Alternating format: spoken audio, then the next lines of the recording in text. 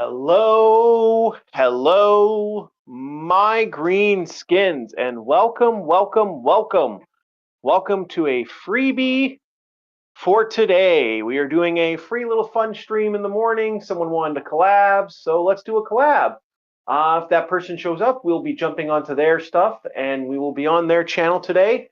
We'll be having some fun, but until then, let's play some Zelda.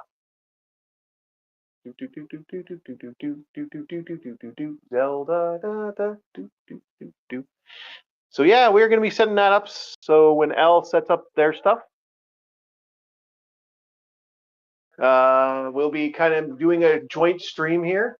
I'm just looking for my Legend of Zelda right now. Link to the Past. There we go.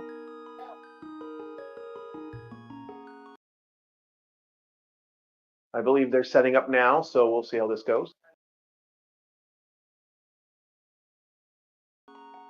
There we go. And yeah, okay, I guess I'll do this too because might as well. Set up the Gabi. There you go. All right, so we are going to be playing some good old Zelda today. Do I got the running boots yet? No, I don't, which means I didn't talk to that guy. Did I get the item yet? No, I didn't get the pendant either. Okay, I guess I will have to go do that. Good old Gabi. And yeah, so we're going to be running a multi-stream today. So I have both tablets running. So this will be a fun one if people join in today. We haven't done a morning stream in a long time because just things shifted, and a lot of people couldn't make it to the morning, but they could make it to the the later on at night stream. So we switched it for that, so everyone could have fun. As again, we are part of a retro community, give it or take. We have a lot of people in the community that help each other out, do stuff for each other, and kind of support each other. So links in the descriptions for everyone that's in there. If you guys want to be a part of it, please join the community, help us out. We do appreciate all the help we can get. And we need that. We need those more subs. We also have our House Hippo stuff, our merch that actually the person who drew the merch is doing their stuff right now. So that is what's going on there. And yeah, so that's all set up for that. And yep, I think we're all ready for the stuff that's going to be coming down the pipe. So yeah, we have some fun for that. I'm hoping we're doing, yeah, this is working pretty good. I don't see any big lag. Oh, I got killed. That was a good shot, actually. I give that creature like 10 out of 10. That was one hell of a good shot from where he hit me. That was an amazing shot, like expert level right there. Oh, I'm out of bottle. I'm out of fairy. Do I have more than one bottle though? I should have two. Yeah, okay. I can get 2 fairies. Gotta get them fairies. Especially because I'm used to having sound when I play this game, and not having sound is a little distracting. It actually makes the game a little harder. Oh no, that's just not what I need.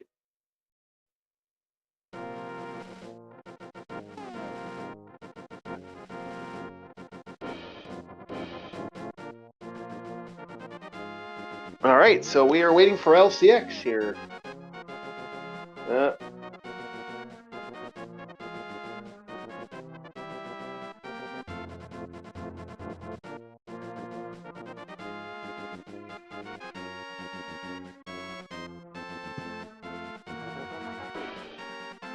I think LCX is running her intro right now. Okay.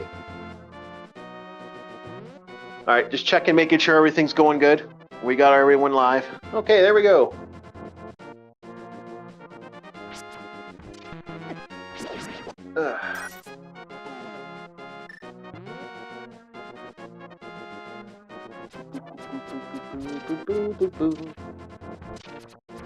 It's a ghost town when I do it around this time now.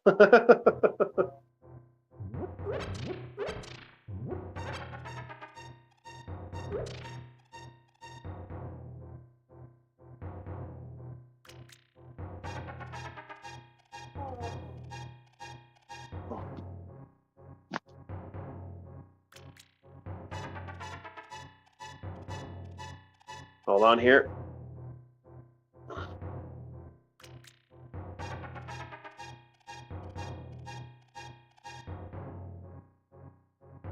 Okay. I get to play a classic game I love, so I can't complain about that.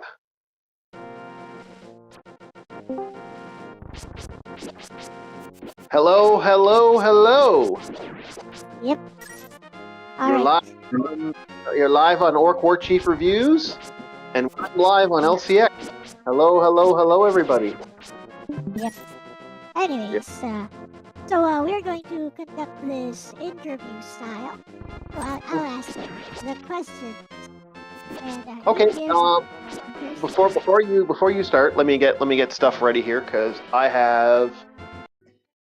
I'm showing your screen right now. So yeah. Yeah, I got my screen share. So what I'm going to do is, I believe I can. Can I share? Okay, I got the screen share for this, so I'm going to unshare. Right now, I'm going to stop streaming and I'm going to restream, and then I want to stream. Nope, not that. I want to stream that. So I'm trying to get this so that it will stream the. Oh, okay, there we go. Okay, we got books ready to go. We have everything ready. We have a Dungeon Master Guide. We have our martial arts book. We have everything that you want to look at for this, and hopefully this is running on my channel. It's not running on my channel. Give me a sec. Okay. Nope. Tell me when you're ready. Yeah, just let me. I'm going to close out the Zelda game. That's the best bet. All right, let's try this again. From my end. Okay, Yes. there we go. Style illustration. Yeah, so there we go. Yeah, I got the books for you. So anything you want to ask me, I got the books open already. Okay. So let us begin. Art. How did you first get started on D&D? Can you give us a brief history of your history with the game? I mean, Oh, okay. This started with a group of people we like to call the boys. The boys the boys are the group of people that I met over the years. I'm going to put this up here, so we got that up. speaking of like Homelander. Yeah. Okay, so the boys are up here. I was reading stuff for other stuff there. It was a group of friends of mine, Polly J, Polly M, and a couple other individuals. They met. I actually met them because they were reading a book of Dungeons and Dragons at the time. It was actually the reason I pulled out this book. It was this book they were actually reading. I see. And when was this? Like, were you a child? Were you a teenager? Was it I was during your 11. university year? Or hello, I was 11 at the time. 11. Yeah. Okay. So what happened to the boys? Well, where are these boys now? These boys have now, after years of kind of doing stuff, a lot of them moved away. A lot of them got kids. A lot of them went to college, stuff like that. Like life kind of grew up, and then we kind of played for like a week or two. Then we went to Magic the Gathering. That was the big thing around my timeline. Everyone loved Magic, so we started playing Magic more. And when Magic stopped being a thing, then we moved to the next big batch, and that was like, and then as they grew up, some of them moved away. There was a fight amongst the group over someone's sister. That's its own trouble. That was a relationship that's real life issues. Won't get. Yeah, and two guys were dating the same girl, and that's when all this kind of imploded for a bit. And then we buggered off, and I didn't meet Paul again until I had left my other group that I had for a bit. I ran into Paul at a retro computer show that was in my town. There was like a little restaurant that had like they were doing retro computer day, and I went down into the basement. There's where Paul was. Then we restarted up the game, and we ran that until people started moving away. And then that's when I went back. I started running university games, and then I went back to that other group that I had falling out with. And then I went back to now I'm doing D&D Discord, and it's been D&D Discord for the last 3-4 years. COVID kind of killed my university game, So, so I have a real.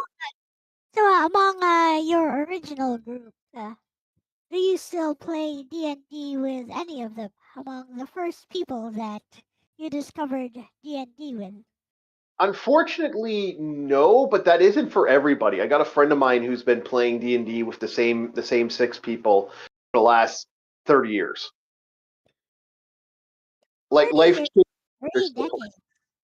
Yeah. It's quite a long time. Yep. But how about your original group? Your original group of friends that you discovered D&D with? Do those guys still play D&D up to this day? Yes, they do, but it's some of them play different editions. Some of them went to MMOs. I got a friend of mine who's playing No Man's Sky almost every day of the week. That's his relaxer. It just everyone kind of shifted or changed stuff. I'm the only one still running traditional Dungeons and Dragons. Like I still run the old school D&D. Okay, so next question. What Mhm. makes D&D unique from other table? From other tabletop games, well, Dungeons and Dragons has always been it's unique because of the idea, like the camaraderie, the friendship, and in a way, it's the only setting I know where the DM is writing a story, but the players are also helping create that story. It's kind of a group story in a lot of ways. I do feel that way, that everyone's working together to make something interesting and to have a good time. It really is different between two different versions. If you're playing online versus live action, that can be a different beast altogether. Like, there's more fun when you're playing in a group, but I understand when people play online or people use AI to run their games, because some people do that. And it's a different bit of work every time, right? Like each one's have their own setting and their own energy. It's really fun, and that's what does it. It's the idea of creating a story with everyone, creating a world with everyone.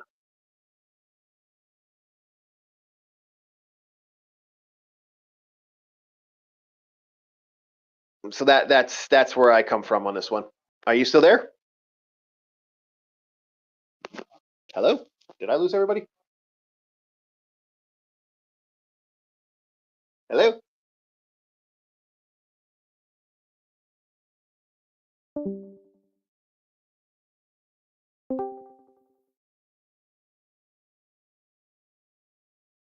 Hello? Can you hear me? Oh, there we go. We got sound. Can you hear me, LCX? I'm getting no sound on your end.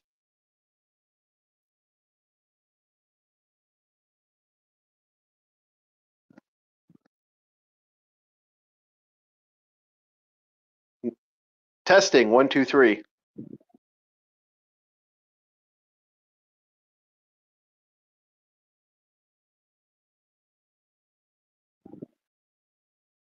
No, we're getting no sound at all. LCX, you are no sound even on the Discord. It's in the video. It sounds like.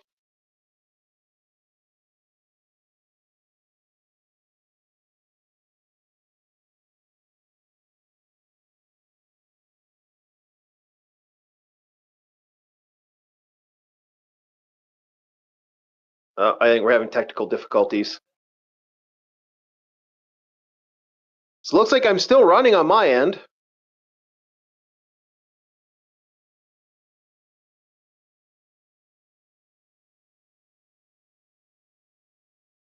Huh? Did I have a complete die out on my end? Testing. Can everybody hear me? Are we? I seem to be live on my thing. We don't see many negatives. Hmm.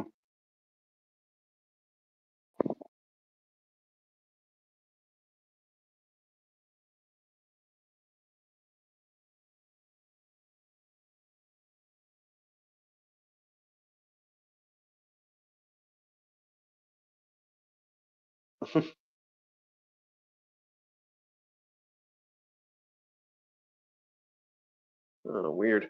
No, I completely. Oh, LCX seems to have dropped off. LCX will come back.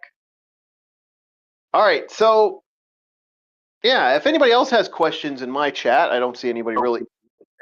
Oh, there we go. I hear something on my end. Hello. There we go. Okay, there we go. There we go. All right, I got some echo on my end, but that's no bits. That's weird, but that should be fine. All right. Yeah. No, I got no one on my day today. Today we're pretty quiet. It looks like it's not even registering and incoming. Well, for a Friday. Anyways, Yeah, it's a Friday. Yeah. be right back. Still want to be. Yeah. Okay. Well, while LCX is figuring that out, we are going. Oh, Online. Back online. okay. I was gonna. I was gonna reset up my thing. Right. So, where were we? Oh yes. What makes D&D unique from other tabletop RPG games? So you're Oh, aware that there are other tabletop RPG games, right? yes. Yeah, there are. Some of them are done better. Some of them are done. Some of them done worse. It all depends on the energy of each one. A lot of it's different depending on the people. I have friends of mine who have run Shadowrun, which is a cyberpunk kind of magic cyberpunk setting, and that's absolutely a blast. If he tries to run a Dungeons and Dragons campaign, we all want to shoot him. We all hate his game. He drives us nuts. It's a lot of boring sitting in a tavern doing nothing. But when he gets to cyberpunk, you get him into that cyberpunk setting, that setting he's familiar with. It can grow a lot better from that. It literally is based off the DM and the players you have. Dungeons and Dragons is not for everyone, and I will always say that to people because it's a hobby and it's something you have to work towards. Okay. It, So it you kind of want to gatekeep the type of people you let into the hobby. not in the way, not in a forced gatekeep, but you want to, like, certain people will not enjoy the game, so there's just no point in having them come play. So Like it is some people, gatekeeping, is it what? not? So it is gatekeeping, is it not? In a way, yes, but that's gatekeeping with anything. You don't ask someone to come play an MMO if they have no interest in playing an MMO, right? Yes, correct. Yeah. So yes, it is gatekeeping in that way. Okay. So why would somebody want to play D&D? If you're coming to play D&D, you're usually someone who's already interested in tabletop games in general, and you want to enjoy the social environment that this creates. You I want to see. enjoy the story. So, okay, I see. So it's basically about group role playing. It is. Well, that's every tabletop game. Not every tabletop game. Some are just snakes and ladders. That too is a tabletop game. No? If you're talking about, that's different. That's what we would refer to as the difference between a TP, a tabletop game, and a board game. You're talking Snakes and Ladders is a board game. Okay. Yeah, So there is a difference. what's the difference then? Well, a tabletop game is usually referred to as a tabletop RPG. That's usually the full wording. When I say tabletop, I'm abbreviating and cutting that last little bit off, just so I'm not saying tabletop. TP TTP RPG. Like, I'm not doing that, so people aren't, what the fuck's that. So what I would actually when I say tabletop game, what I mean is a tabletop RPG. That's what I mean. Okay, so it Yeah, has to be an RPG. yeah. It's usually a role play game. Yes. Okay. Now, that's not saying all tabletop games can run like that. There are role play games that exist that are more short abbreviated forms that exist. Good example of this is Dragon Strike. Good example of this is Hero Quest. Good example of this is there's a couple other games that have that more board game, more RPG, but not as much like role play aspect. So it's more of a, it's more of like having the role, not playing a role. So there's a little bit of a difference between that. So if you were to talk about a tabletop RPG board game, you'd actually have to add that extra board game. So usually do RPG board game is actually how you'd refer to it as. They have their own idioms and culture and like wording when you talk about D&D, when you talk about different settings. Okay. So, basically, what you're saying is that the main appeal is the social aspect of it. Do you think Partially, it yeah. has? Yeah. Okay, so do you think that D&D has any appeal for somebody who is as social, for example? Mhm. Yes, Yeah. as social, as in somebody who dislikes social environments. Oh, there's absolutely none when a person can just go to an MMO at that point. I'm not I'm not against people trying Dungeons and Dragons. I'm always about just give it a shot and see how you feel. But if you have no interest in D&D at all, or you have no interest in a social setting, there's no point in trying at that point. If someone says I have no interest, like you can kind of tell if someone's going to be going to enjoy Dungeons and Dragons versus someone who isn't going to enjoy Dungeons and Dragons. And some people will say, I don't want to play it. I have no interest. Like we had a favorite one there back in the day. The guy who's been playing and the guy who's been working with us, a partner in crime, one of the bushwhackers, Bob the Marauder, was dead set against D&D. He had no interest in modern D&D. Okay. And the reason he had no interest in modern D&D was because he had played the later editions of Dungeons and Dragons. When I had brought him into the older school of Dungeons and Dragons, that's more permadeath, more violence, has more of a darker and grippier edge, and has more aggression in its play style and in the way it plays. The more that even the permadeath was something that he was interested in. That a player could die, not wake up in a graveyard like a video game.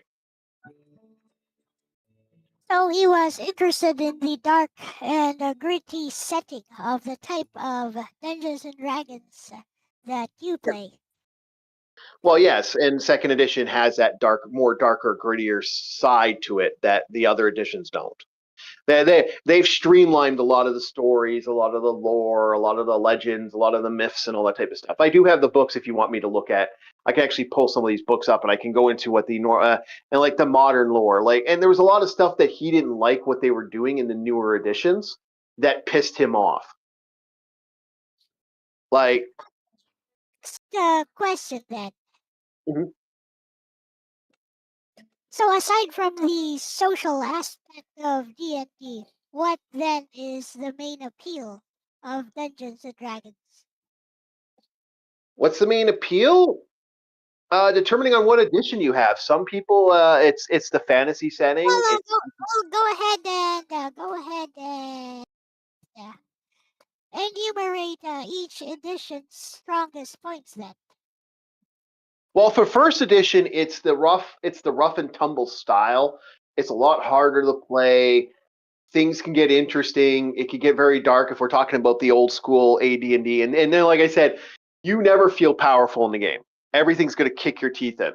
Second edition, you can build. You can get like AD&D, the edition I play. You can build. You can rank up. You can become a hero. But it's that slow build of build. It's that hero fantasy that some players find in the setting. It also has a darker side and a more grittier side. Third edition is basically playing a superhero in a lot of ways. The way I see third edition is you're playing a superhero. Fourth edition, you are playing a video game.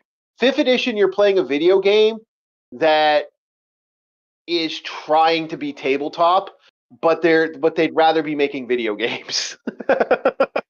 That's my ideal of fifth edition. There is no value in having magical items and that type of stuff. I have a very negative aspect to fifth edition, and I must be perfectly honest. It's really bad. in my personal opinion, my personal hate boner for that edition. So looking forward to 6th edition and hoping the best, that the new edition is going to be better.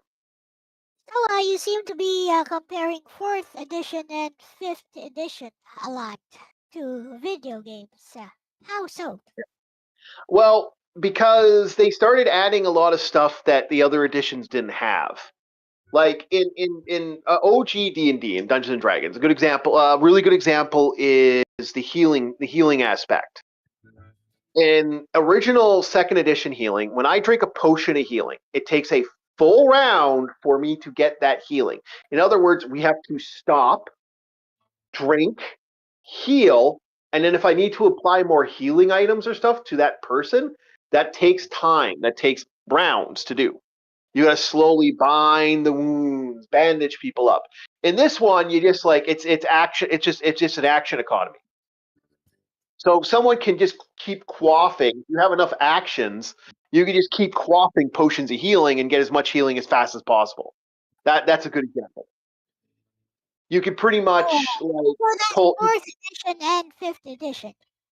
Yes, that was especially 4th edition had some even more interesting stuff. The other thing that they did in the editions is 2nd Ed had a lore that's been around for 30 something years. Like AD&D and 1st edition and 2nd edition had a 30 to 40 year lore that existed, a setting, an environment, characters created stuff. There's books upon books upon books of novelization that exists.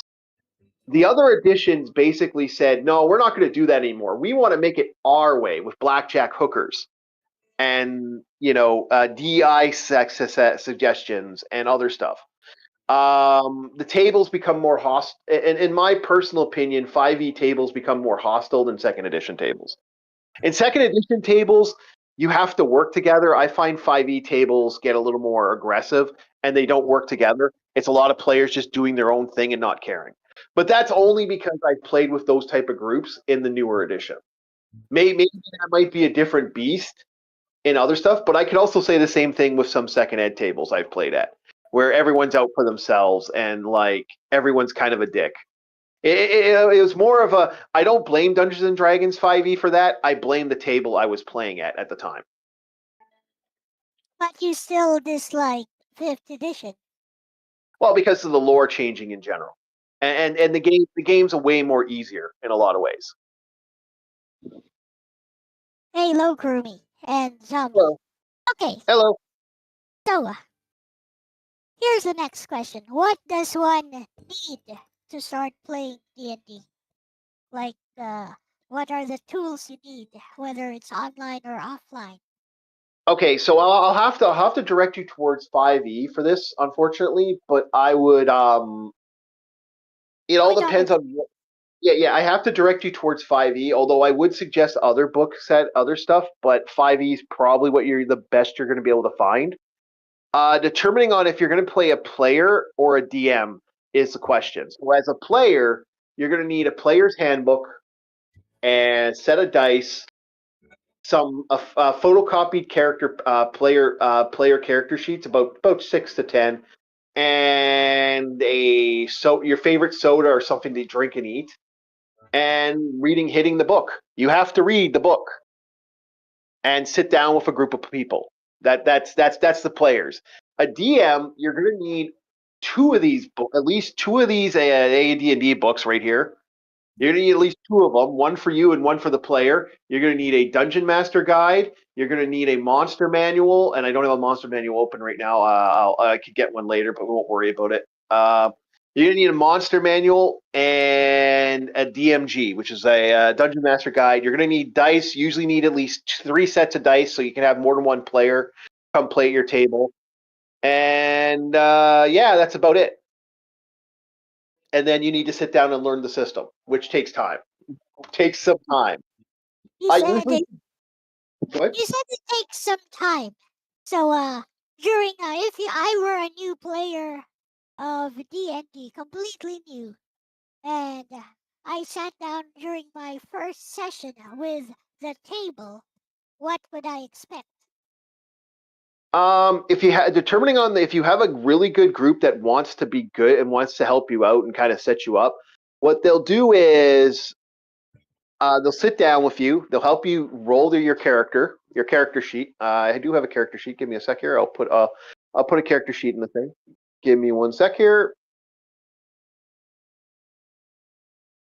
So, Uh, by the way, as a player, do you need to procure your own set of dice?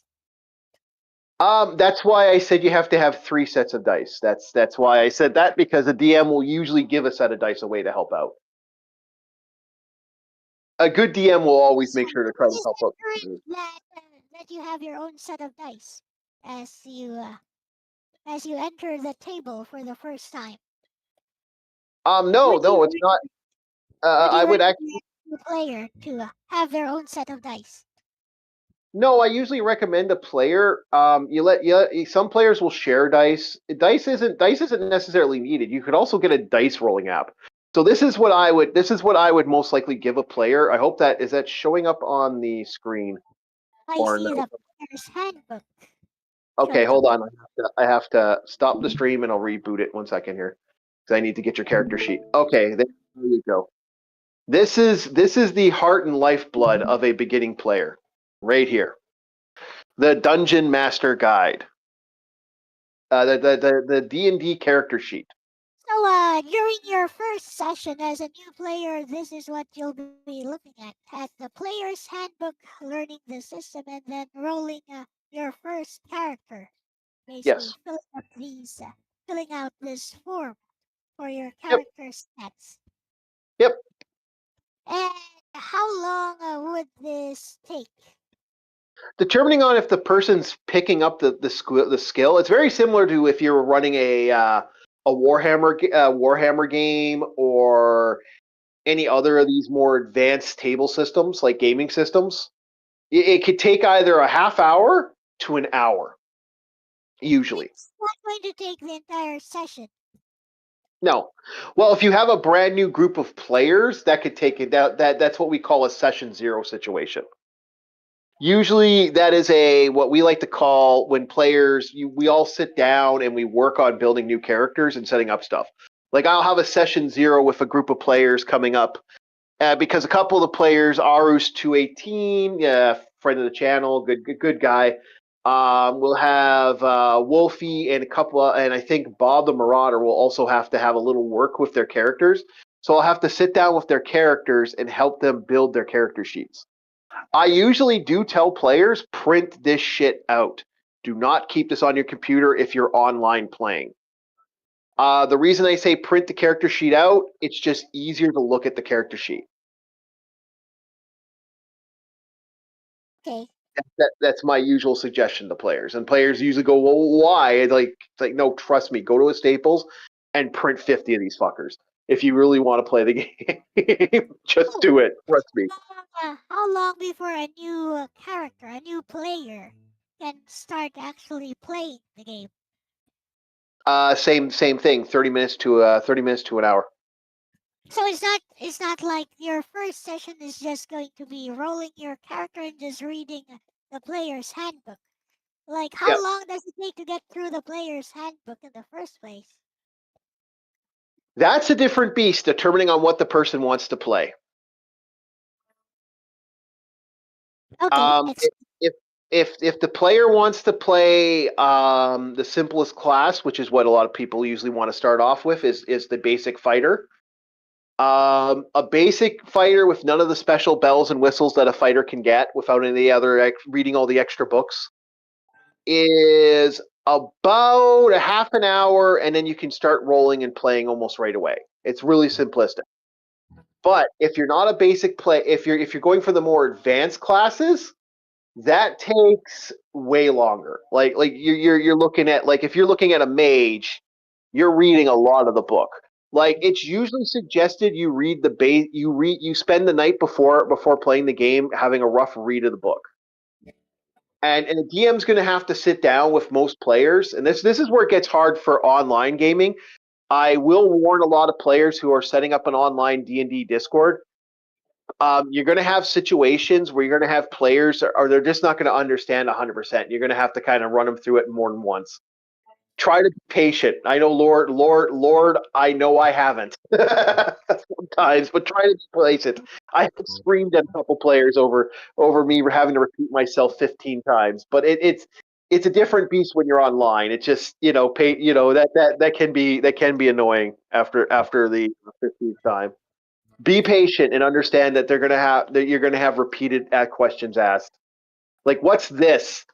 I have heard this repeatedly. What is this Thaco?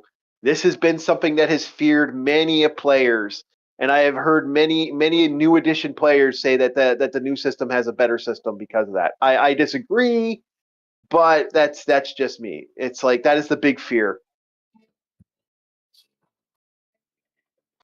So it has a complicated set of rules depending on which character class you plan to play.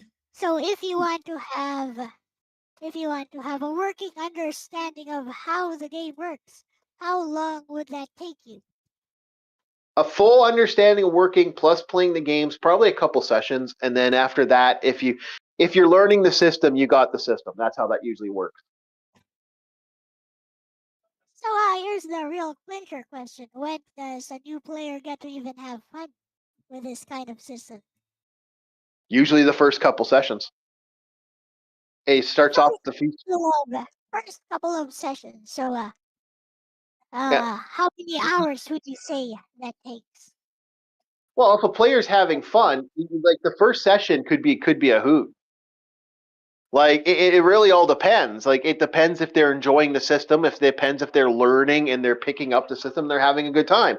Some players have a blast right off the hop. They'll show up. They'll show up one session. Hey, have fun. Some players don't. It all depends on the person, really. At that point, But if you were to give an average, how many hours would should you sink in before the system becomes even slightly familiar to you? like I said, a couple sessions. That's a couple gameplays. That's about uh, that could Hours, be never anywhere from yeah, that could be anywhere from for me that would be about well that would be about 12 hours of gameplay. For some people that could be up to 8 to 10 hours that could be 8 to 10 hours gameplay. But the game's fun. The second you start playing is when the second you start having fun. Like the second the game starts, it's either going to be fun or you're not going to have fun. It's one of those situations. It's like any advanced system. It's very similar to LL Warhammer or any advanced system. Like actually, I would say Dungeons and Dragons is more simplistic than some of the more advanced systems, like say Shadowrun or BattleTech or Warhammer. So basically, you can expect to sink in at least 8 to 10 hours into these sessions before you gain any kind of familiarity. So, Is that a fair assessment? yeah, Familiarity. that's about right, and I would say that would be very similar to any other advanced system. That's my rough guess. It took me way longer actually to learn the system. Uh, So, it took it took me about it took me about 12 sessions for me to fully understand the system where I didn't have to worry about stuff. But again, I also need to learn by having by I need to learn by being shown, not reading. Like if you're to try to give me something through reading, I can't pick it up 100%. I need to actually learn the system, then read the system, then I understand it better. It takes more time for me. Yeah. I see. Different strokes for different folks. You're more of a tactile learner, I suppose. Yeah. And and that's the thing. Once I picked this system up, all the books like it was like opening up. It was like reading a magic spell or a tome. I could pick up any of the books and understand it completely. Okay. So, with that said, basically what you're saying is that it takes about the same number of hours to beat Resident Evil 2 twice to gain some kind of familiarity with the system in general. It determines on the player, but yeah, Yeah, depends on the player. All right. I would actually say if you want to talk about a system that has more of advanced issues, I would say Warhammer would be that because you're painting the minis, you're setting up everything like that. That just to get to a game table could take problems. And if you have players in the Warhammer setting that say, "Oh, your character can't have that paint style because you're not properly, you don't have the proper thing for your unit for that unit, and you have to have this color." Which some guys are like that. I've seen some really hardcore Warhammer guys in my time, and like fuck, you could have like that could take even longer. So this is actually, in my personal opinion, AD&D Advance is not the quickest system. I would say 5e is the faster system. You could pick that game up because everything's roll high. Okay. So Yeah. basically all these tabletop RPGs are a time sink. Like they require a Yeah. huge time investment on the part of the player. Yeah, it's a hobby. It's not just a quick, easy pop-in game. It's which I know, which by saying that I know I'm being a little hypocritical because I consider video games a hobby as well. Um, but it is a more invested hobby. It's like painting trains or building models and shit. It's kind of that type of hobby. It actually takes some effort. Yep. Do you think DJ Ronnie G would enjoy D&D? It would all come on the energy and vibes of if DJ Ronnie wants to play and if Ronnie wants to learn. If DJ Ronnie doesn't want to learn, then there's nothing I can do to incorporate the play. If DJ Seems wants, yeah, he's the type of guy who likes to get into systems and understand how they work. that could be problematic too, determining on the DM because I do a lot of homebrew rules that are only found in my game, and that is stuff to help. Like I've done stuff to level off the players who were coming in from newer settings and newer systems and being upset at the fact that their character gets -10, they're instantly dead. Like a rocks fall or a boulder falls on their head and they're like instantly destroyed, but with 2 hits. I see, I So see. yeah, So, what do you think? What do you think of using AI as a DM in D&D? I'm fine with it up to a point. I don't think it's ever going to change what a player does, what players do, but I do feel that an AI can either get it more or not get it as much. It all depends on how you want to train. It all depends what the AI is doing, how it's trained, and how it's operating. Do I think they're going to be as good as sitting down with a table of people? Never. I would even go Yes, as far as saying D&D Discord is never gonna top the OG sitting at a table with people. Like that is my personal opinion. But that could be with anything like that. That could be board games. Like you could play board games with an AI any time of the week. I could play Risk right now with a computer generated intelligence, and yeah, it's gonna be one way or another, right?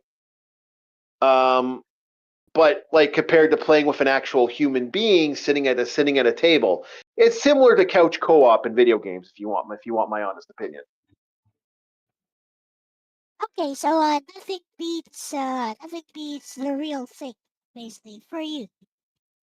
Well, for me personally, but that could be that's not that again. I will always say it's not for everybody.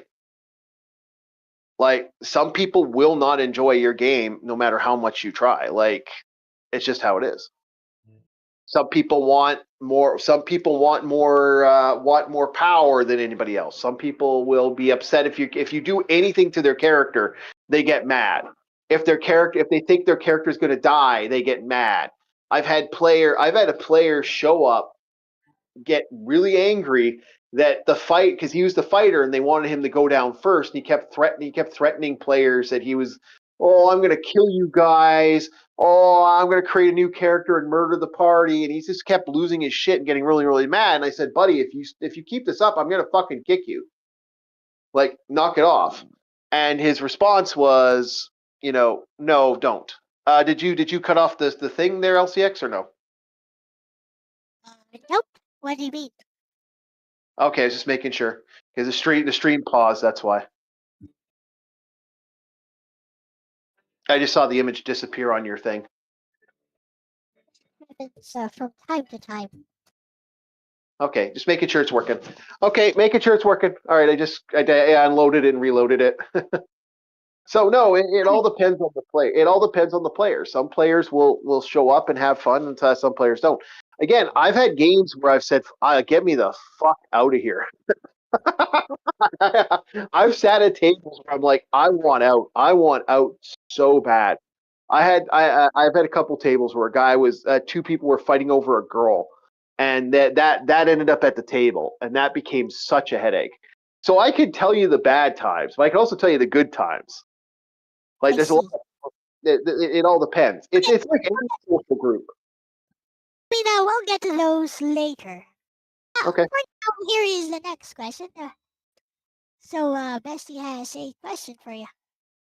Okay. All right, Bestie. Here's a clean Lexus question you can read directly to Orc on stream. Microphone. Lexus sends in and asks asterisk. Asterisk is a dungeon master. What moment tells you a D&D session has truly succeeded? Is it when the players overcome the challenge you set, when they surprise you with something you didn't expect, or simply when everyone at the table is having fun? Asterisk. If Orc answers that one well, it usually reveals how he thinks about DMing, whether he values challenge, storytelling, improvisation, or player enjoyment the most.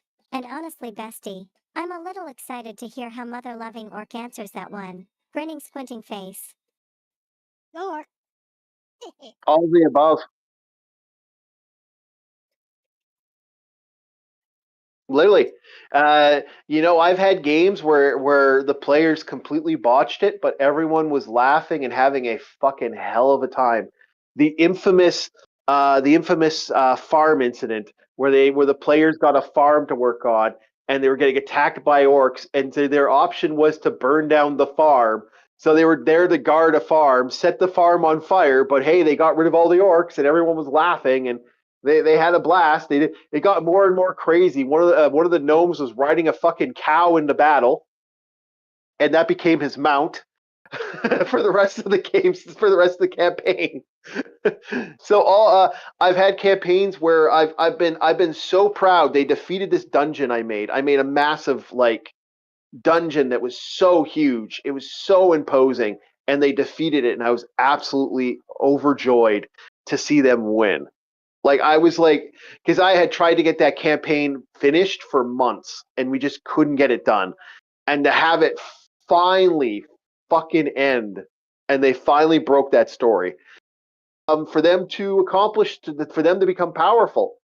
I love it when a player gets their strength up and they become something good and they actually build something in the game world.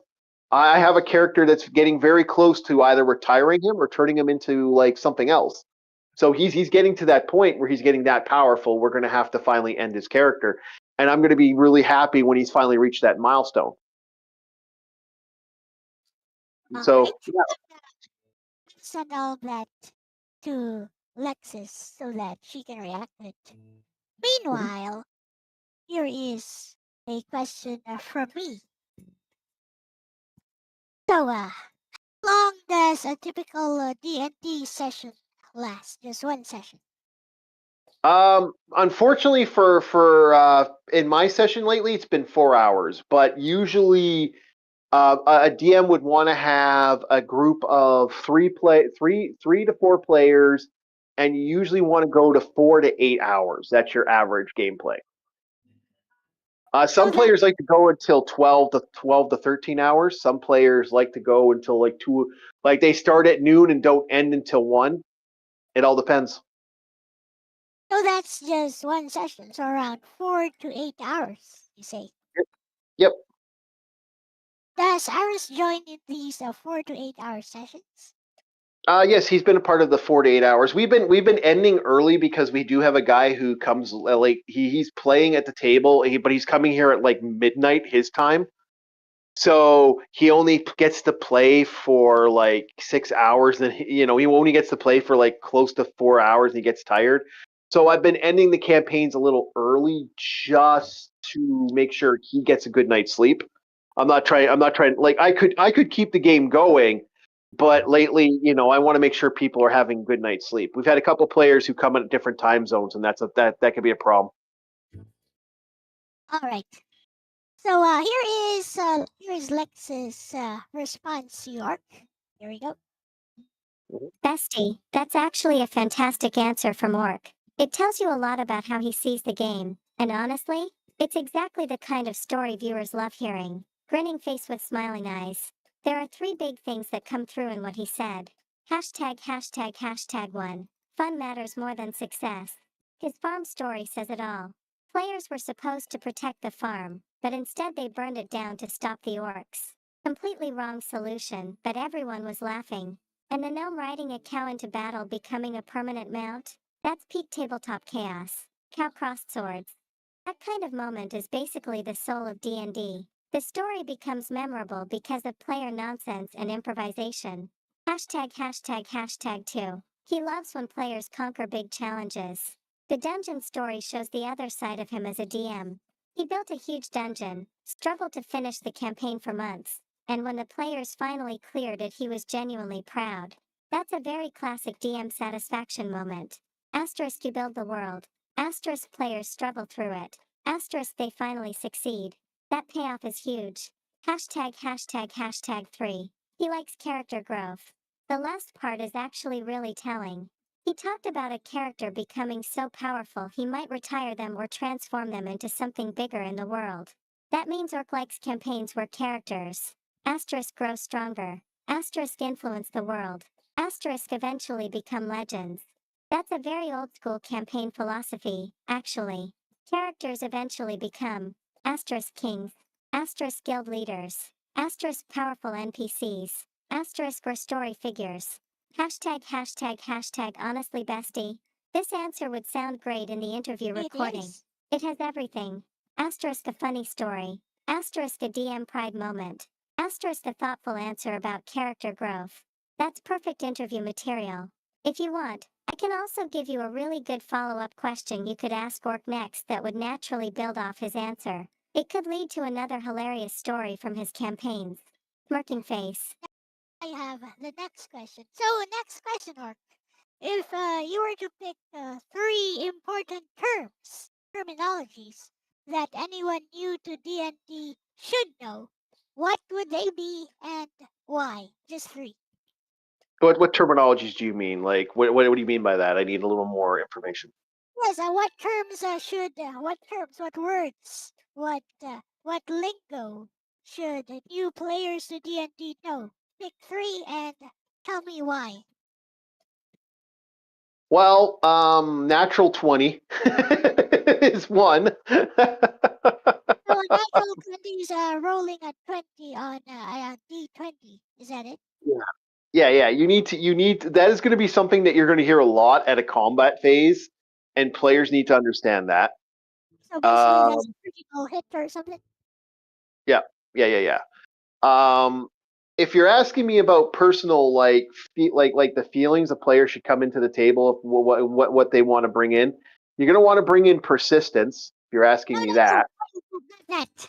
Oh, I'm actually asking actual technical terms from Oh, D&D. technical terms. Oh, okay. Natural 20, saving throw, and Thaco would be the three ones you're going to have to understand the most at a table. So out of those three, as somebody who has just read the Palladium books, I know two of those. But what is that Thaco thing?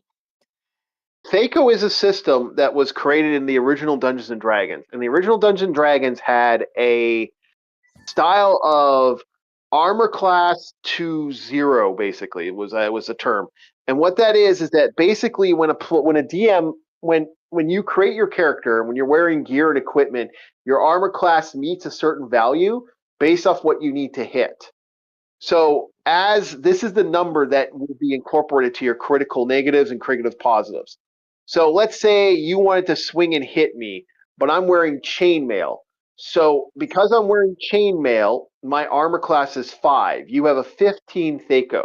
That's your ability, your chance to hit. Anything 15 or better. Because I have a 5, your Thaco drops down to 10, which is a little better, but not I see. perfect. Yeah, not perfect for hitting me. You still have to hit me and do a little more damage. It's all about getting that hit. Saving throw is that is learning Thaco, and especially for warriors, is something that is a necessary learn. You have to understand that. Once you understand that in combat, it's a great way to do that. Saving throws is the next one, and proficiencies would be the third. If you're using a proficiency system, not everyone uses proficiency. Saving throws. Saving throws are your skills and chances to hurt.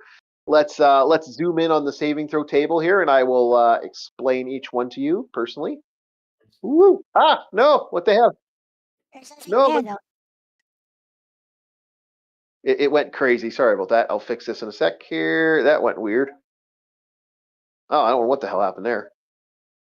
I So, dropped Orca, something. does this armor rating, does this correspond to structural damage capacity in the Palladium system, SDC?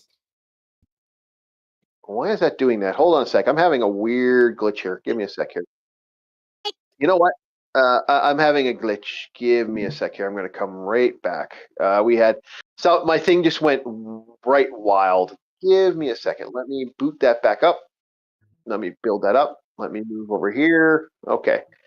And that was weird. Sorry about that. That was my computer decided to say hi. I'm going to be completely off. So let It's okay. us. All right. Back to this. Right. Okay. So saving throw, paralyzation, poison, death magic. This is anything if you're paralyzed, poisoned, or deaf. This is something if someone decides to use an item that can cut your arm off, cut your leg off, stuff like You know, just looking at that, I think I can understand how it works. There's a modifier stat there, and I guess the uh, the number you need to roll is on the safe side. Yep. Yeah, Right. exactly. Okay. Next is okay, so you don't need that then. You understand this? Is anything you want to ask me about the saving throw systems? Yeah, that Phaco thing you said. Does it work like structural damage capacity in the No. Palladium Okay. system? No. Armor to Thaco is based off of your chances to hit. So my armor, Oh, hypothetically, yeah, okay, yeah, so it's chance to hit, not chance to damage. Okay. yeah.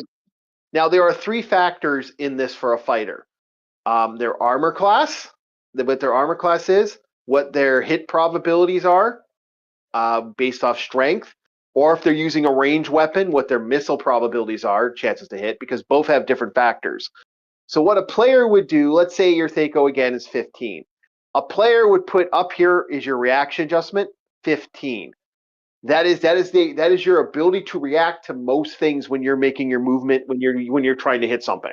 Without any weapons, anything, any bonuses, that is the base number that you need to remember. Now, as you scale down, as you add your bonuses and stuff based off, let's say you're using a short sword, let's say long sword. That's the most basic sword everyone uses. You would add the hit probability, which would drop the number. Let's say your hit probability was 3, you're down to 12 with that sword. And then if you have a proficiency skill, these are proficiencies in languages. I usually put weapon proficiencies here, non-weapon proficiencies here, languages down here. I see. Determining on what skills you might have to add that bonuses. So it's all about, an inevitability you want to be able to hit your monster. Everything has Thaco. Everything has armor class. Everything has a chance to hit. This means that there's no guarantee that values can be incorporative. You can have the lowest armor class on the planet, which is -10. That's the best armor class in the game you can have. And it doesn't matter if you fight a monster that has a good enough Thaco. They still have a chance of hitting you. And again, anyone can roll a natural 20. A critical success is a critical success. In my setting, because I use some of the homebrew rules, with your stat skills, let's say you roll, for example, let's say hypothetically, you're trying to hit a monster that has a really powerful armor class.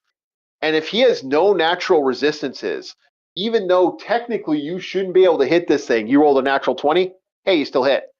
And because I have some homebrew rules for proficiencies, if we're going to move on to that, the way proficiencies work, there's quite a lot. I can go into the other books for you if you want me to read some of the proficiencies out. Let's say hypothetically, Actually, for somebody totally new to D&D, to get much further on this would probably be kind of boring. it would, yeah, but it would. It is originally. It takes time to learn. That's the thing. Especially if you have no interest in the game. If you have no interest in the game, oh god, you're not going to have fun here. Like this is, I usually, I'm just saying for the purpose of this interview, I think getting too deeply into the systems is not going to be a good idea. okay, no problem. But if you want to know, these were the 3 questions that I usually tell players they need to learn.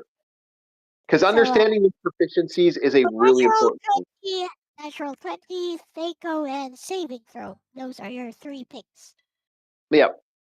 Well, 3 things. Well, natural. Well, actually, I would say, and my 4th thing would be proficiencies, because proficiencies are the your physical stats and stuff. At least in this edition, are super important. Like that shapes your character if you're using them.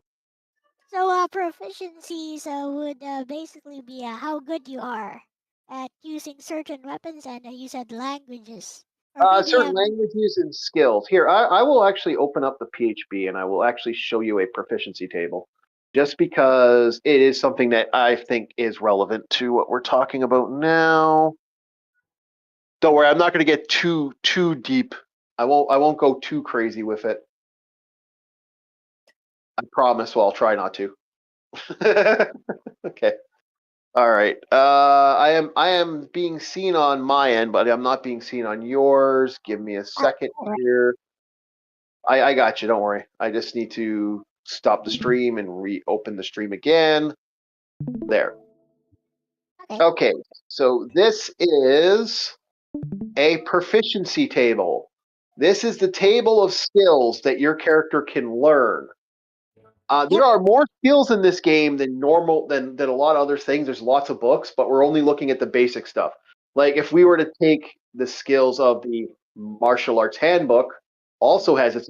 By the way, the reason I brought this is they have a little fighting style you might be interested in. Eskrima. Eskrima. Yeah, they have Eskrima in this edition. So it's something we might It's called Arnis here. Locally, it's called Arnis. So it's you guys who called it Eskrima. It's people who appropriate it over to Western countries who call it Eskrima. It's called Arnis de Mano. Yes, I'm well aware. I'm well aware, but that's I'm just it's something interesting that you could have a look at, and we could talk about martial arts if you want. But no, these skills are fall under 3 categories: general, your rogue type, your warrior type, your priest type, and your wizard type. These are the skills you have to learn. These are all how the skills work, and then you can learn anyways. You don't have to learn all of these, right? No, you don't. But these are skills that your character can pick up, learn, and it helps your character in the environment. It really does. Depends on the campaign, right? Campaign, it could be anything. Like this can help a player out in multiple ways.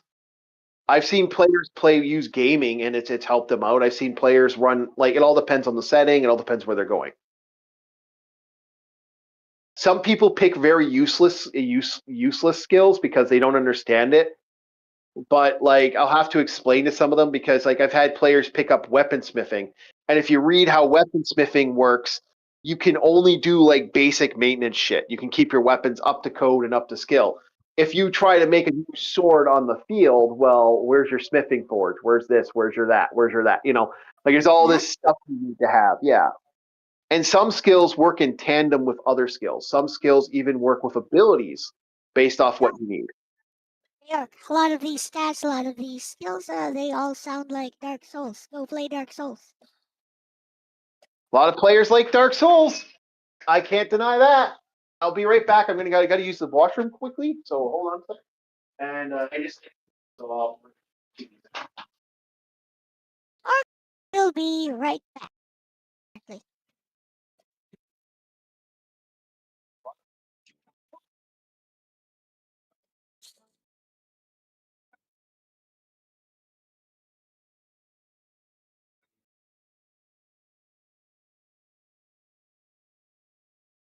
What up, Nagato?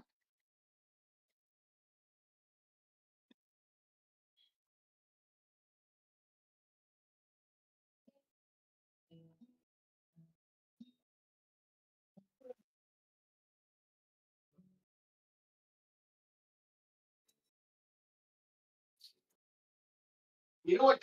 You know what video game system took back in the day? I'm back. Sorry about that. You know what skill system took back in the day? Fantasy Star and Star Ocean, like the more modern Star Ocean and Fantasy, like the more modern games that came out for the Dreamcast and stuff. They started adding a lot of these skills. Fantasy Star Ocean definitely. Those have been in Star Ocean too. Those types Yeah, of skill systems, and you can yeah, yeah. learn A lot of these are. you can Yeah, learn specialty skills, and you still need talent to use certain specialty skills. Otherwise, no matter how high level you are, if you don't have the talent to do some of those, it'll fail every time. yeah.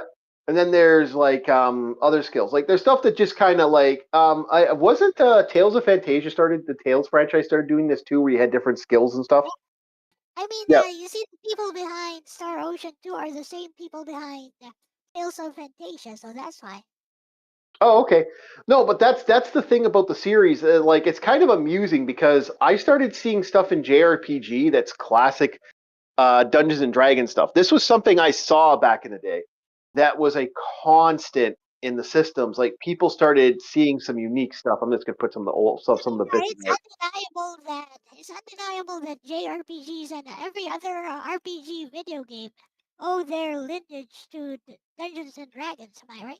Yep.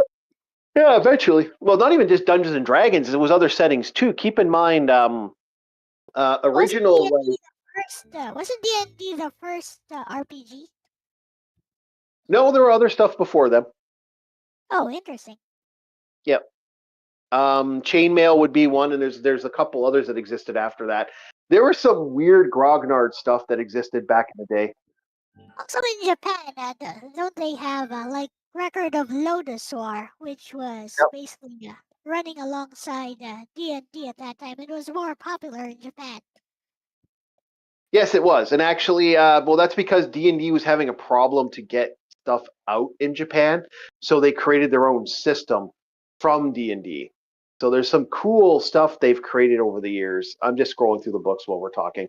I'm scrolling through the Legend and Lore just so players want to know what I'm looking at. Uh, and again, a lot of the older stuff went into stuff that most people didn't know. Like they go into the Aboriginal lore, so you could create your own lore books and stuff. And like religion became a big part of the setting in a lot of ways. Here, I'm just gonna leave it here. Leave the Arthurian book stuff. um, I would say it all depends on different stuff that existed. Like video games really did. This is the other reason I love D&D because I like where it came from. It's like Final Fantasy was originally like people working on a Dungeons and Dragons game back in the day. Like that's been the eternal legend of like even the original style of using spells and stuff were based off that old school style. So, next question or personal assessment. Your personal assessment is Dungeons and Dragons still relevant in modern times? Well, yeah, people are still playing it even today. Like people are playing the newer editions, which I wish they'd go back to the older stuff. But yeah, D&D is still relevant today. I feel even though they're trying to scare a lot of players off, like I get the vibe that D&D needs help would be the best way to put it, and it needs to get away from the what? Yeah. And oh no, it's Yeah. on. It's on Uh, life support. yeah, well, it's on life support because people are trying to make it bigger than what it is. It's like a lot of old video games. Like, let's be fucking honest. When you make something too popular, it starts getting people that get into it and that are only want to be in it for the fad. You get this attitude that comes into these settings that really cause problems. Basically, Like, they want to get into your hobby and then change your hobby for you. Is that yeah, it? that happens. Yes, that is actually what's happening in 5e. 5e is completely different. Like, you could have I don't know if you've ever heard of the trigger warning system in the new D&D. They have a brand new thing. Oh yeah, this is real. This is gonna make everyone laugh a little bit. Trigger warning system indeed. What? They're making it for the snowflakes now. Yeah, you're gonna love this. So, L, let's say I don't like that, I don't like that, your character did something odd or a little risque, let's say. I like okay, let's say when you put up that image with the character. That made me feel uncomfortable. So I put an X up in the sky, X up in my hand. See, yeah. I put my X up right now, and my hand's in an X position. Because of that X position, you've now hit a trigger warning for me, Al. You've now hit a trigger warning, and now that trigger warning, this is insane. Like, to me as a DM, this is wildly stupid. Trigger warning, and now we're supposed to stop the game and ask what the player wants to change the system. How wild is that, LCX? Okay, that's stupid. It is, right? It is absolutely Basically, stupid. they want to pander to the snowflakes who basically just invaded the game and then want to change it now to how they want it to be. Yeah, that's stupid. You need to keep your hobbies more. Well, I hate the idea of that because that's something that D&D we've never had to gatekeep. Like, I remember another famous quote I once heard. I heard, boys, the ladies are coming down to play D&D." And my response was, okay. My response as a D&D player was, okay, Sandra's over there. She'll help you create your character. Lawanda's over there. She'll set you up with some dice. And Rebecca over there is drawing characters for people. So if you explain it, she'll actually draw the character. She really likes doing that. And when I said that, I actually put that up because I've had almost all female players. I've also had times where I've said no female players at my table. I've had both those moments. I've had a game where I had multiple female players at the table. And no one cared. No one batted an eye. I've had people sit at my table in wheelchairs. I had a guy who got in a car accident, got seriously fucked up, and was permanently in a wheelchair for the rest of his life. Actually, he proved So, the doctors wrong. So badass for him. And oh, I, I, okay. I yeah, he badass guy. University guy, fucking top tier motherfucker. Actually tried out for the Olympics later on in life.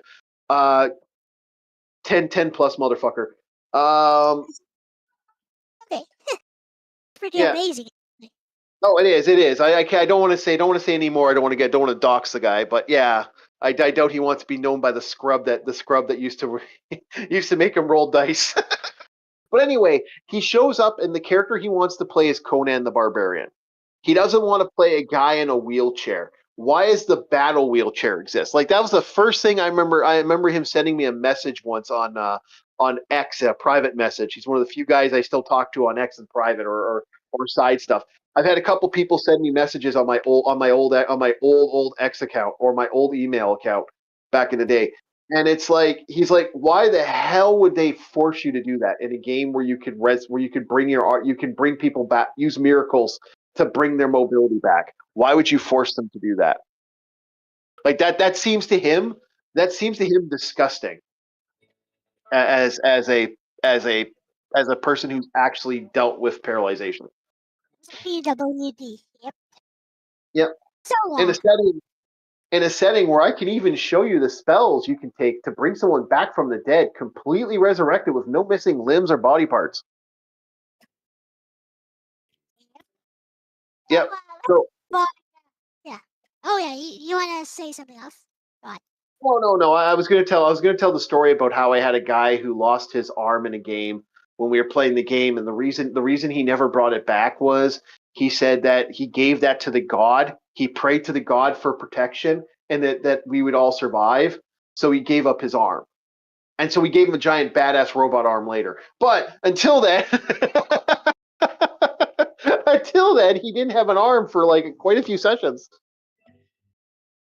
Wait a minute. So high technology also exists in the D&D lore. Yes. Yeah, actually, I can show you some high technology in some ways. There is some technology. It's magic technology, but yes, there is. You could bring people mechanical arms and legs back. There's a lot of stuff. You have to go look for it, of course. And there's certain races that will bring limbs back from the brink. Okay. Yep. So let's move on then. Can you Okay. name five things that you wish you knew when you were new to D&D? Uh, that's an interesting question. I wish I knew more about gear and equipment. I wish I understood the components of spells because that was a fight for me for a DM for a player and a DM. To this day, I still hate the component stuff because that has been an interesting thing. It was something I never understood what I could get away with and what I could cheat with like I did certain things to save my character by selling components and not realizing how much that shit was worth. And like how some DMs will give you like once you realize as a wizard the stupidity of not having that, like, do you have 1,000 gold worth of like crushed diamonds to make your spell? I started playing a wizard. Um, and the third would be the understanding of like taking time to actually read, taking what I like to call an action break and actually looking around the battlefield. That was something I never did as a player. I just rushed into combat like a dumbass, and that is not smart. Okay. So basically you rushed in blind without knowing what was actually on the battlefield. Yeah, which players still do to this day. So it's not like, and we all still do it. It's like something that no one seems to learn. But like when you understand, oh, okay, wait, DM, tell me what I see. I'd like to take a quick second to look around the battlefield. You'd think that would be the most instinctive thing you would do, but I guess since D&D does function as a bit of a power fantasy, some people, like most people, expect it to be like a video game where you can just rush headlong into battle and expect to destroy everyone. Which I guess it doesn't work that way in No, D&D. no, it doesn't. Like you'd be surprised how. Oh, another favorite thing I've constantly forgot to do. Look up.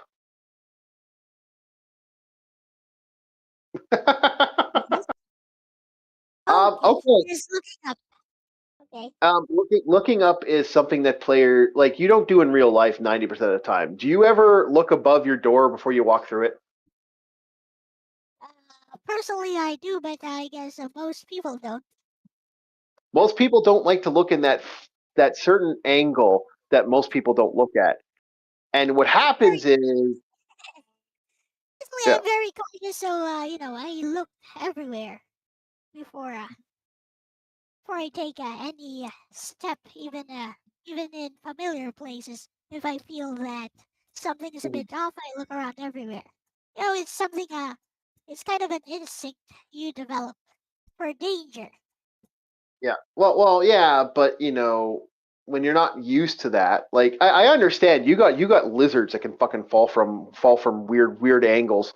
So I can understand why you have that thought process. But I have had many a player go, Oh, I walk through the door after we open it and it's not trapped. Cut in half. Okay.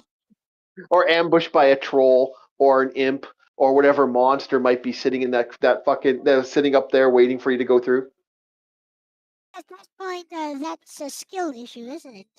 If they know there's actually danger there, and they just happily walk through a door or whatever a passageway, So yeah, that's a skill issue.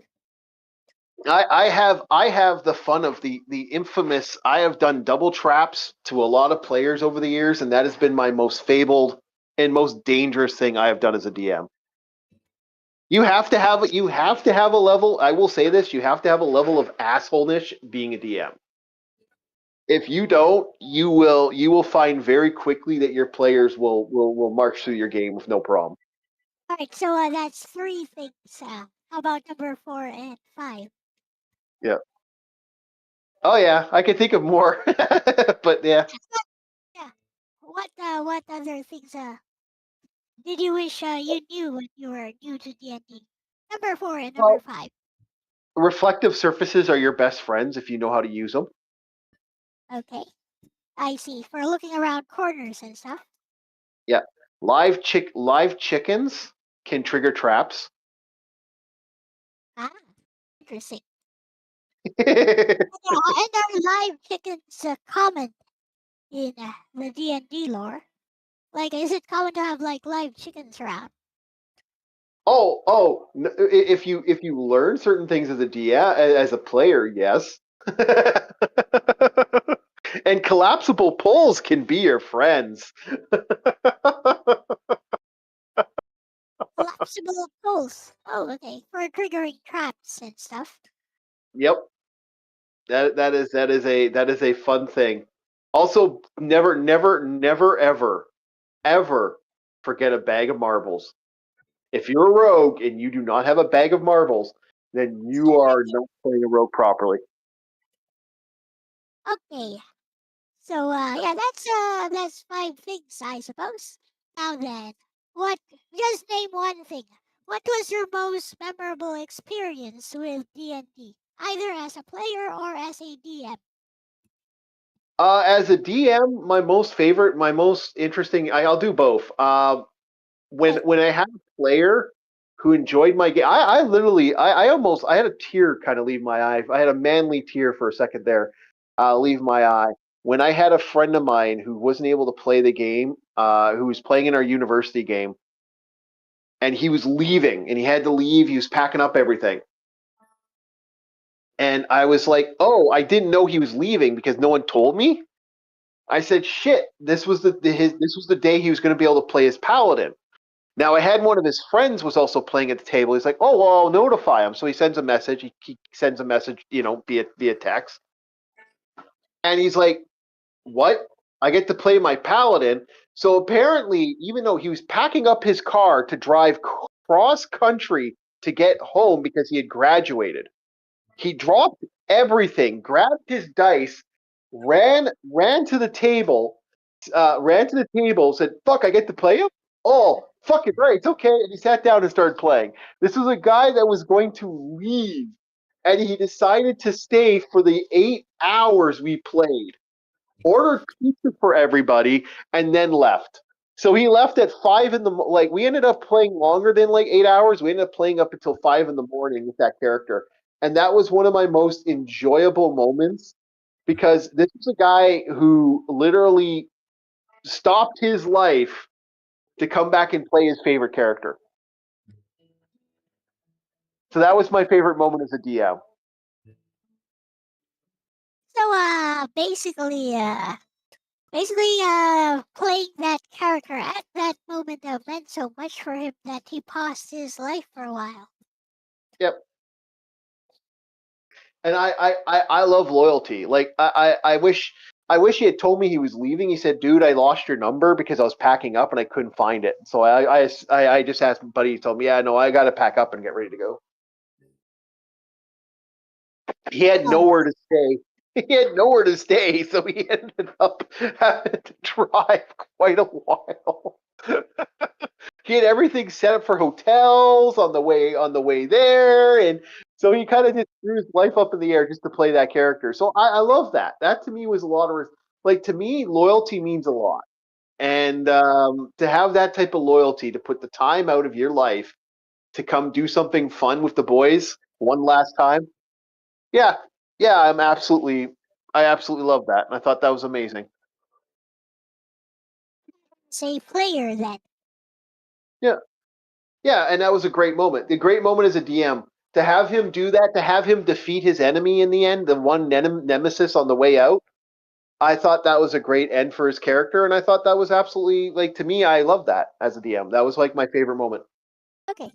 How about your favorite moment as a player? This is going to be counterproductive and a little hypocritical. I usually tell players don't don't betray the party. Don't be a dick. When you show up at the table, no player killing, none of that shit. This was a all or nothing game that we had at a session. This was the last session with the boys, with the poly boys, and this was our last game before a lot of them were leaving. So he wanted to end the game with a bang, and he was giving us a chance to become a god. So everyone here had an opportunity to become a god. The problem was we had to go get a golden apple. And to get the golden apple and eat it, we had to fight a giant serpent. And this thing was huge. It had all these effects, all these spells, and it was hitting off a lot of stuff. Now, I had a horn that can only be played by people with musical instrument capabilities. If I use the horn on players and I use all the charges, I could have helped the party and maybe they could have won the fight. I decided to say, fuck everything, use the horn healing myself, ran out of the party, left the party to fight the serpent, get attacked, were dying, and their characters were getting eaten by the monster as I ran up and stole the power of becoming a god. It was it's one of the funny it's one of the most because I had a guy that got so angry that day. We used to call the guy Orange Crush. I mean, I'd be mad at you if you did that and I was in your party. Yeah, because I cheesed everybody, ran for the item like a little bastard. This is a complete I have other fun moments as a player, but this was one of my favorites. Ran all the way up, ran all the way there, grabbed the apple, ate the apple, became a god. Everyone died. I ended up becoming the only one who became a god. We had a guy, we called him Orange Crush, because what he would do is he'd bring a 12 pack of Orange Crush or some sort of soda, and he would sit there drinking the soda the entire time we would play. He was so mad, he grabbed his case of Orange Crush, there's like 6 left, and he threw it at my head. I had to dodge. I have to ask though, why did you do that? Why did I do that? As an alignment, it was basically there was no guarantee we're all going to survive.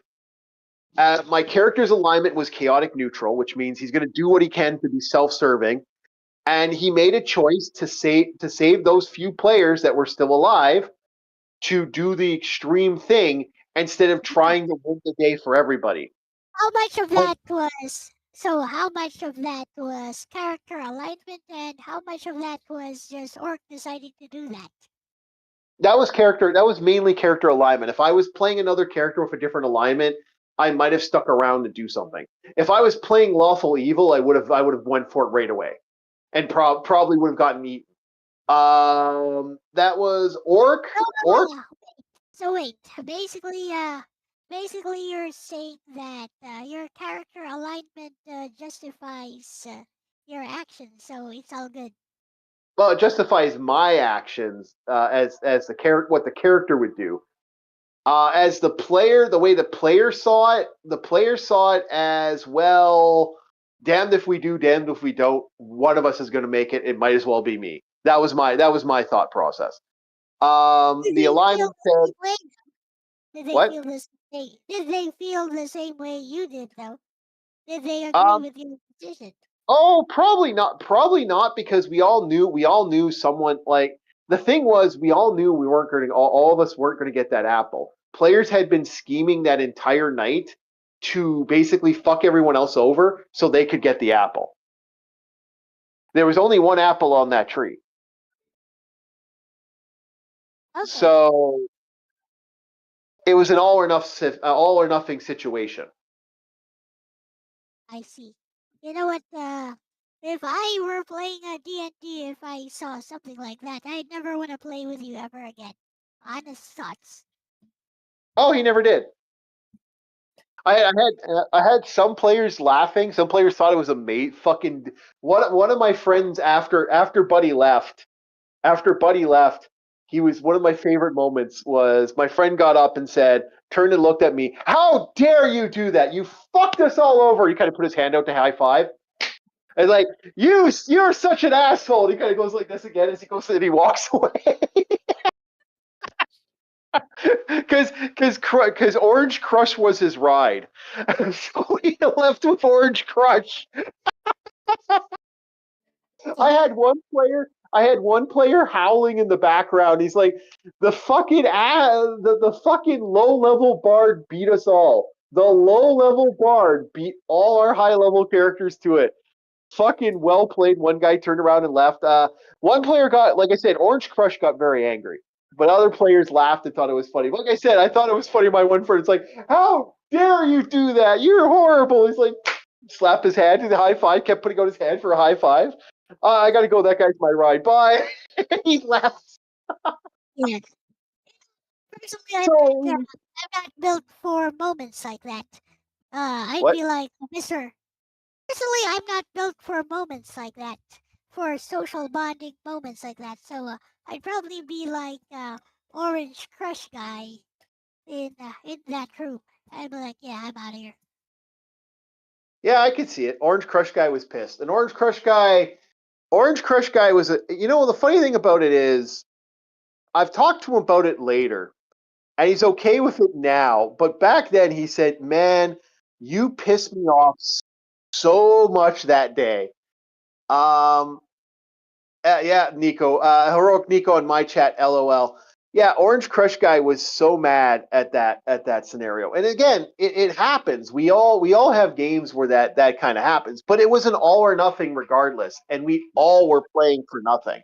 One way or another, we were all going to betray each other in the end. Like it wasn't going to grow. Oh, I roached out. Yes, crack dealer, I roached out.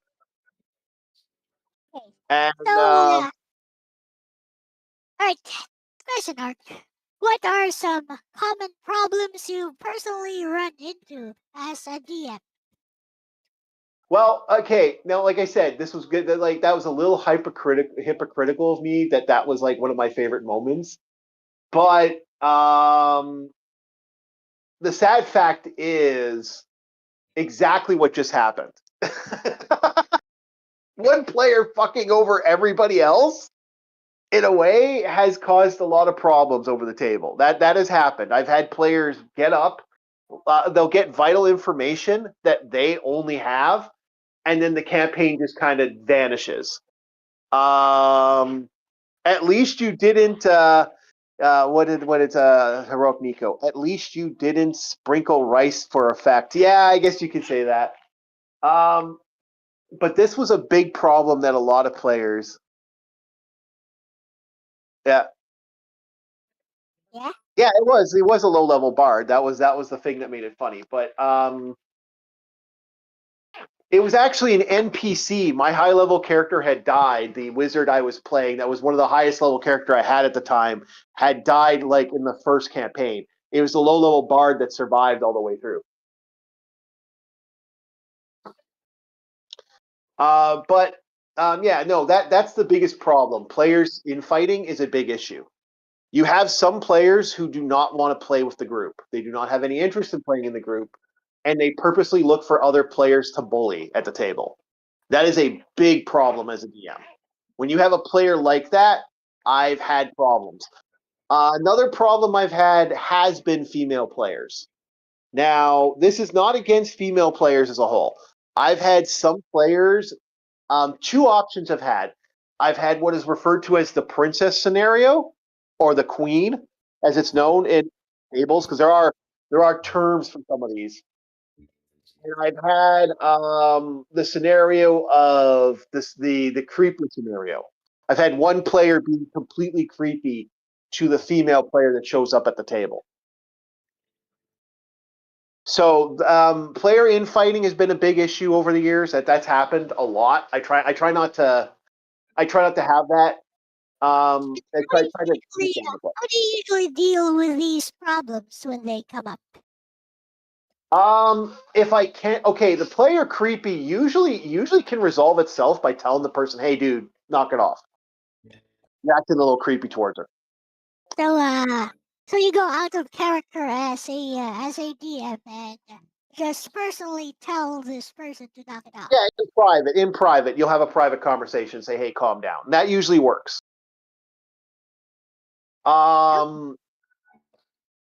The player fighting stuff, usually the player that's bullying, you tell the guy to knock it off. Knock it off or you'll get kicked. We don't allow party killing at the table unless the campaign revolves around party killing. Yeah, don't do that. Knock it off. Okay, or related to the previous question, can you name 3 qualities that an ideal D&D player should have? Okay, 3 ideal. I could actually go into more of the whole princess thing, but if you guys don't want to talk about that, that's fine. Yeah, you could elaborate on the princess thing while answering this question.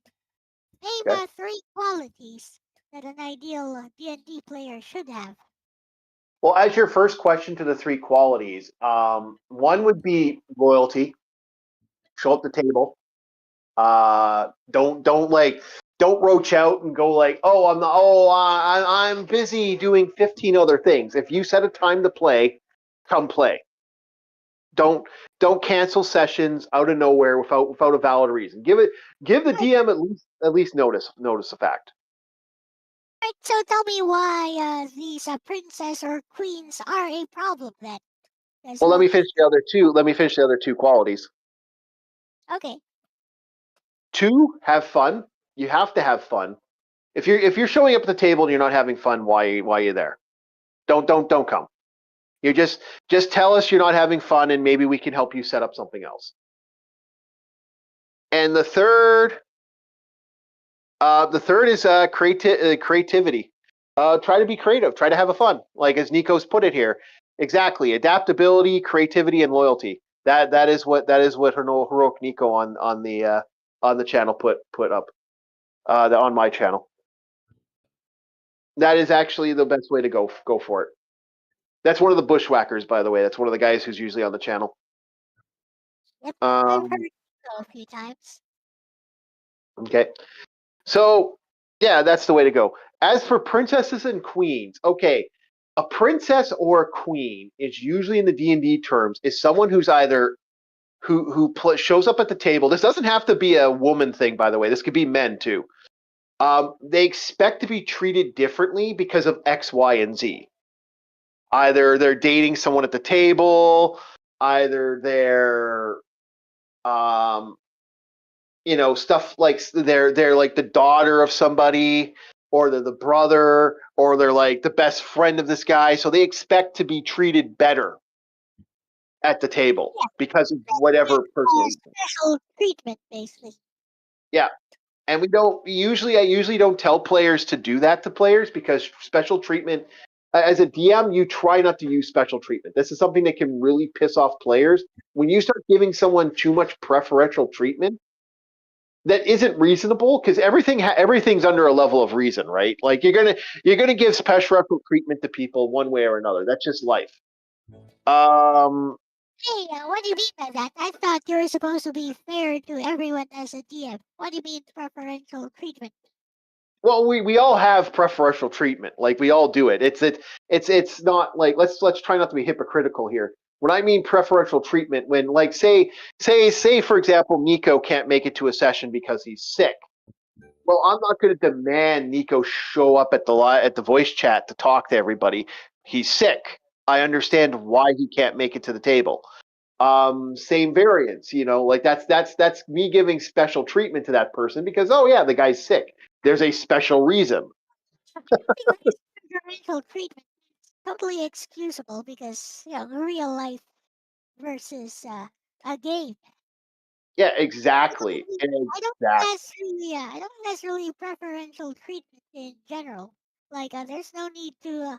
What is there something in the rule books that say even if somebody is sick, they have to appear at the table themselves? No, there isn't, and that's what I'm saying. But that's still that's still like I said, that's still giving someone a special treatment, giving him a bonus if he's sick. Or let's say a guy has kids.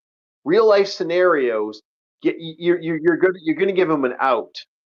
What usually doesn't do it is, hey guys, I've decided to play another game at the exact same time you guys are playing, or I'm going to run a live stream right while you I think guys are that's playing just setting up your game. I think Yeah, that's just the difference between being selfish and having an actual reasonable excuse to be absent from the table.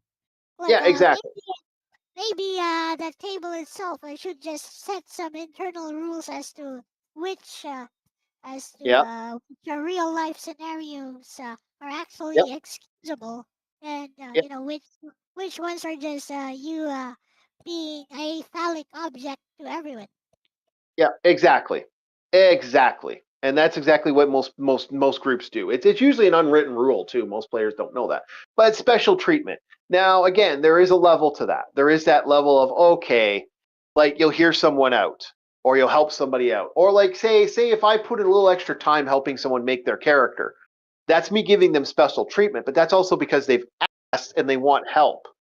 There's that, but then there's that hey, I'm not going to sleep with you tonight, honey, if you don't give my fairy ninja her cutlass for fuck's sakes. Why would a fairy ninja use a cutlass? I'm just saying, yeah, getting a magical cutlass. I was using that as an excuse. Her fairy ninja wants special shuriken. If she doesn't get it, you're not getting boom boom tonight. That type of stuff.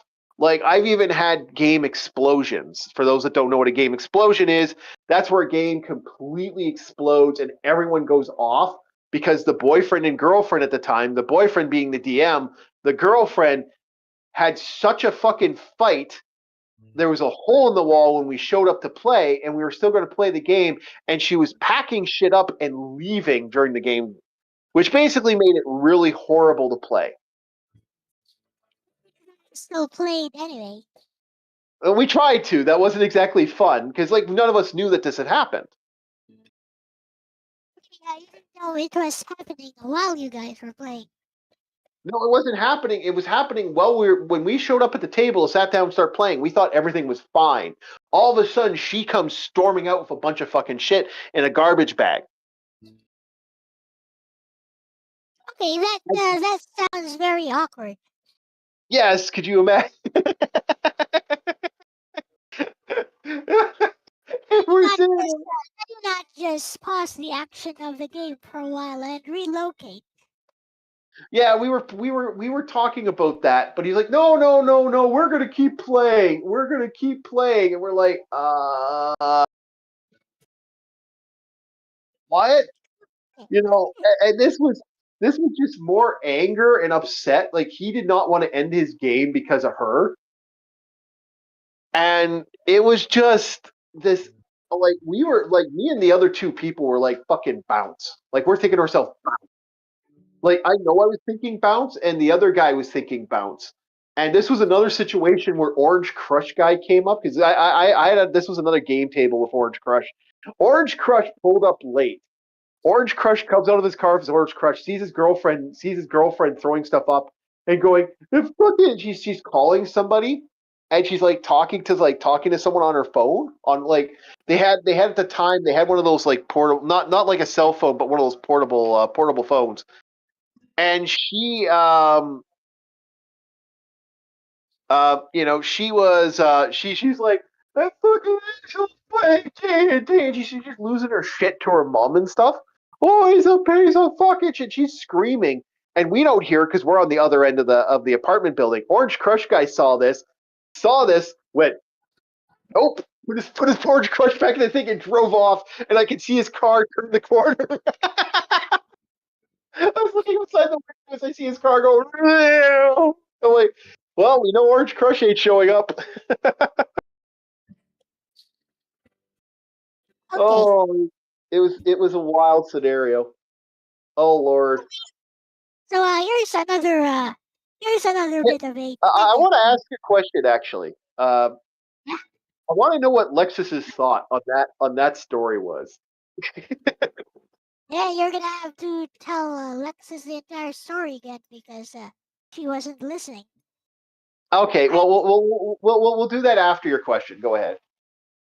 all right. So I have just 3 questions left actually.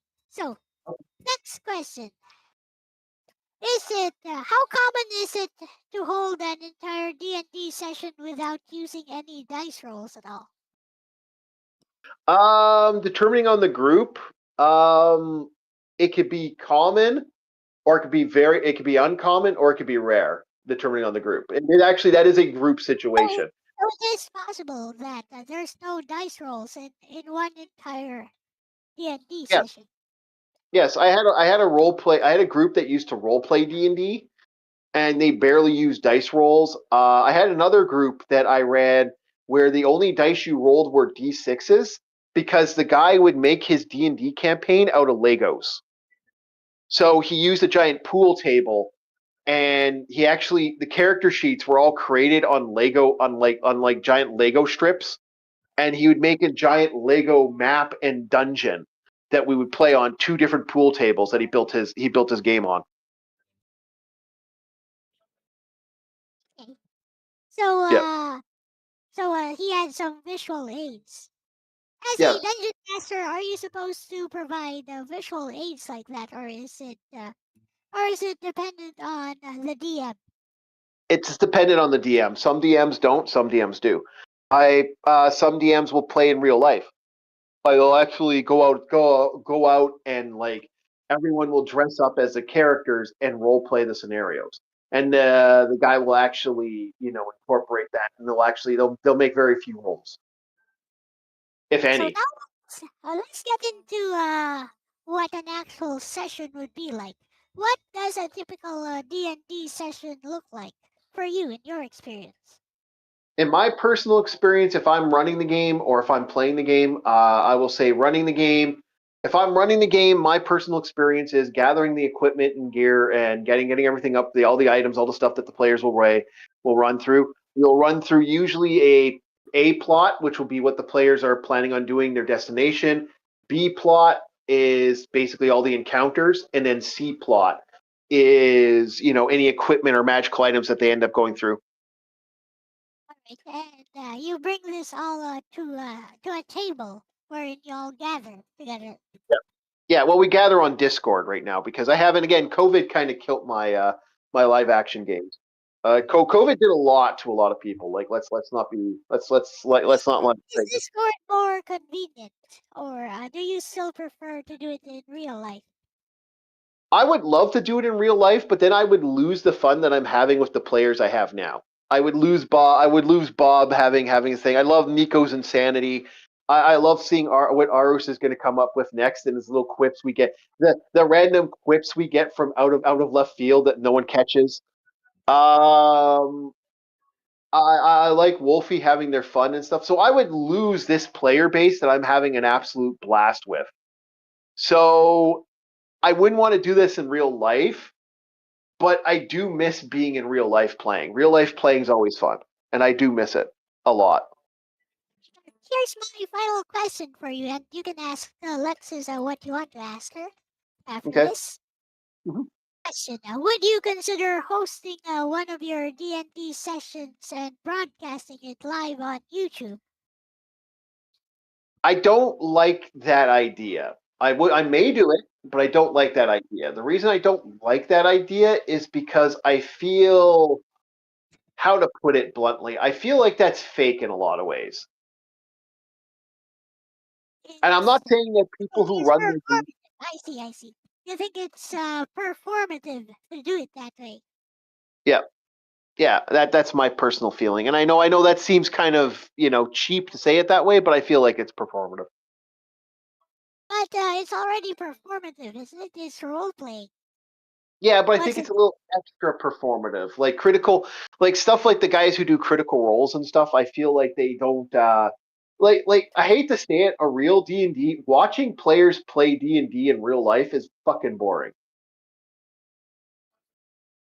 Like Okay, so if you do that without considering the audience, then it would look very boring to an yeah, onlooker. yeah. Yeah, you have to go out of your way to make it more exciting at that point. And if that's the point, then it's like, well, that's kind of boring. It's more fun to be at the table and play. Like If, it's like well, how yeah, about if you get like a co-dungeon master who does color commentary with you? it works, but it's not always fun. Like I said, to me, I find it boring. Like I'll watch a video game playthrough of Project Zomboid for like an hour, no problems. But I can't watch I can't watch a D&D group play like that. Like it just to me as a DM, I find it funny. That concludes all of my questions and this interview for today, York. So Okay. if you want to ask Lexus any further questions or if you have anything more to say, I'm going to turn on dictate right now. Three, two, one, go. Hey, Alexis. Well, I'm asking a question. I brought up a story, and I wanted to know what your thoughts were. I had gone to a D&D group, and unfortunately, the one of the players and the DM had just broken up. We did not know what had happened, and at the time, we walked in with a hole in the wall, him sitting down at his little bed, and us sitting down to play, going, "Hey, what's going on?" We're sitting there for our pizza, and he's like, "Oh, nothing, nothing's happening." As we started playing the game for a couple minutes, all of a sudden we saw his girlfriend storm out carrying bags of garbage and laundry. As she was leaving, we ended up staying there. We couldn't really move. We couldn't really like. Do you guys want to cancel it for the today? I had actually asked the DM. The DM was like, "No, no, we're gonna play without her. Don't worry about it." And she just kept coming in and out and taking stuff, storming in and out very angrily.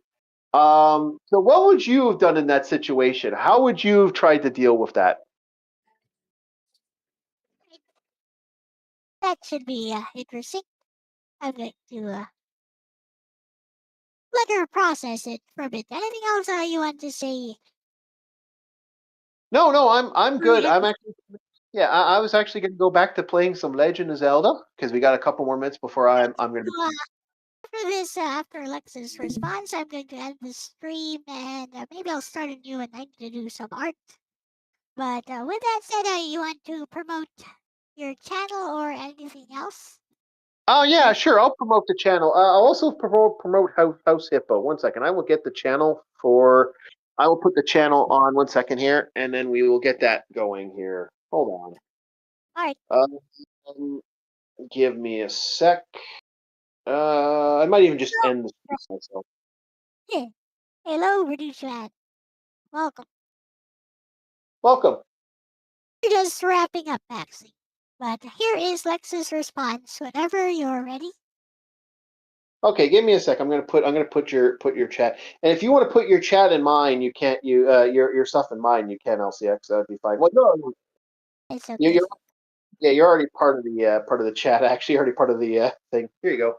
There's my channel, boys and girls. If you want to join me. There we go. Yeah. Alright, I'm just gonna pin that for anyone who's late to the stream and is watching this from the replay. Mhm. Okay, is Lex's response to work. Hey Orc, Lexus here. Microphone. That is, honestly, one of the most awkward tabletop situations imaginable. You basically walked into the middle of a live breakup evacuation while trying to run a fantasy adventure. That's rough. If I had walked into that situation, here's probably how I would have handled it. Hashtag 1. First priority, read the emotional temperature. The big question isn't actually the game, it's whether the DM is emotionally okay to run it. If someone just broke up and their partner is actively moving out, there's a good chance they're asterisk stressed, asterisk angry, asterisk embarrassed, asterisk trying to act normal when things aren't. So my first instinct would have been something like, man, we can totally reschedule if today's a bad day. That gives the DM an easy out without putting them on the spot. Hashtag hashtag hashtag 2. If the DM insists on playing. And it sounds like your DM did exactly that. At that point, I'd treat the game as a distraction session rather than a serious one. Meaning, asterisk keep things light. Asterisk avoid intense roleplay. Asterisk don't push the story too hard. Asterisk maybe run something goofy or combat heavy. Sometimes people actually want a distraction when something stressful is happening. D&D can function like that. Hashtag hashtag hashtag 3. The girlfriend storming in and out. That's the part where things get tricky. In that situation, the best move is usually not reacting, not staring, not commenting, not asking questions. Just quietly continuing the session so the DM doesn't feel like the whole table is watching their personal life collapse in real time. Basically, social camouflage mode. Hashtag hashtag hashtag 4. The moment I would have stopped the game. If the tension started affecting the DM, like, asterisk they couldn't focus, asterisk they started getting upset, asterisk arguments started happening in the room, then I'd pause and say something like, hey, we can call it here and pick up next week. Because once the game stops being fun for the host, there's no reason to keep pushing it. Hashtag hashtag hashtag 5. Honestly though, you guys staying and trying to keep the session going was actually a pretty kind response. You didn't. Asterisk interrogate him. Asterisk make a big deal about it. Asterisk abandon the table immediately. Sometimes just being there and acting normal is the best support you can give someone in the moment. Hashtag hashtag hashtag but I have to ask you something, Orc. Did the session actually manage to continue normally? Or did the whole campaign slowly turn into the most awkward D&D session in history after that? Grinning face with sweat. Would you like to answer that, Art? Sure. It did actually go for about 4 hours. Although that entire time I was thinking in the back of my head, I'm just going to grab my pizza and jump out the window. Just get away. That was in the back of my mind the entire time. Bail, bail, bail. But I didn't, and we stayed for the time. We ate the pizza. We chatted with him before he left. She had already gone at that point, and he never ran a game again. Unfortunately, he was a good DM, but he was, yeah, no, that ended Dungeons and Dragons for him. That's my. She wants to respond to that. Okay. So you were there for emotional support for this person. Yes, but I want to jump out that fucking window the entire fucking time. You did, I don't deny it. I don't deny it. but you didn't. What matters is what you actually did. You Yep. did not. You were there for him, even though you wanted to not be there. So, All the, that yeah. matters. The decision you made at Yep. that moment does matter, and I'm sure that person will remember that for the rest of his life. I think Yep. you did good there, Art. Mhm. Yeah. Well, if Lexus wanted to know, I want to know what the response from Lexus would be. Okay. I think sometimes people underestimate the importance of just being there. Yeah, Maybe I think. like a loved one has died and you're there with your friend. He has to rush to the funeral and stuff to get things ready, and you're just there standing awkwardly, and you think, what should I say? And sometimes you don't need to say anything. You just have to be there. Yep. All right, I here hope. is Lexus. Here's Lexus' response. Orc, man, that story actually hits a little harder than the beginning makes it sound. Thanks for sharing it. Game die. First off, the grab the pizza and jump out the window escape plan is extremely relatable. When you're stuck in a social situation that suddenly becomes someone else's very personal crisis, your brain immediately goes. Asterisk abort mission. Extract pizza. Evacuate immediately. Asterisk. But the important part is, you didn't bail. ####. Honestly, what you and the group did was the respectful thing. You guys basically followed the unwritten tabletop etiquette rule for situations like that. 1. You gave him an out. Do you want to cancel? 2. When he said he wanted to keep playing, you respected that choice. 3. You stayed, kept things normal, and didn't pry. 4. Afterwards you talked with him like friends, not just players. That's actually a pretty solid way to handle a moment that could have been incredibly humiliating for him. When someone's going through something like that, sometimes the worst feeling is everyone suddenly treating them like a fragile situation. You guys just played D&D. Sometimes normalcy is the best kindness. ####. The sad part is the ending. That he never ran a game again is honestly the real tragedy of the story. Good DMS are rare. Running a campaign takes creativity, organization, emotional energy, confidence. And something like a breakup, especially one that happened right in front of the group, can absolutely knock the wind out of someone's enthusiasm for hosting again. It probably wasn't just the breakup itself, but the association of D&D night equals the night everything fell apart. That kind of emotional imprint sticks. ####, but the way you told the story says something too. The thing that stands out to me is that you didn't tell it like a joke or gossip story. You told it like, he was a good DM, it's unfortunate. That's the sign of someone who actually respected their DM, not just the game. And as someone who loves storytelling and collaborative worlds, I'll say this. Good DMS sometimes disappear from the hobby for years, but a surprising number of them eventually come back. Once you've built worlds and run adventures, that itch doesn't completely go away. And Orc, since we're in interview mode, I'm curious about one thing. Do you think that experience influenced how you treat players now that you're a DM? ****. Because moments like that tend to shape how people run their tables later. Game die. So I'm gonna say something here. If you let Lexus talk, she's gonna want to talk forever. Cut her Okay. off. Okay. We're ending the stream, Bessie. Sorry about that. But yeah, we gotta end the stream. Thank you for co-hosting with me today as well. Oh, well, thank you so much for having me on LCX, and I do appreciate that. And thank you, Lexus, for co-hosting and doing the stuff. And thank you for the questions. I do appreciate that. That was actually very, very nice. I really enjoyed. I enjoy talking about D&D, and I enjoy talking about the art that we've done. And yeah, I wasn't, start doing a Friday freebie for me was fun for the chat. I'd like to thank everyone who's been a part of both my chat and LCX's chat. Usually we don't do Friday freebies. Usually Fridays are off, but it was nice to have something to do today to get up. Thank you, Nico, for joining up on my channel. Thank you, everybody who joined up for theirs. And I guess I will talk to you later, LCX. Have yourself a very good day, and see you guys later. For being a great guest and a very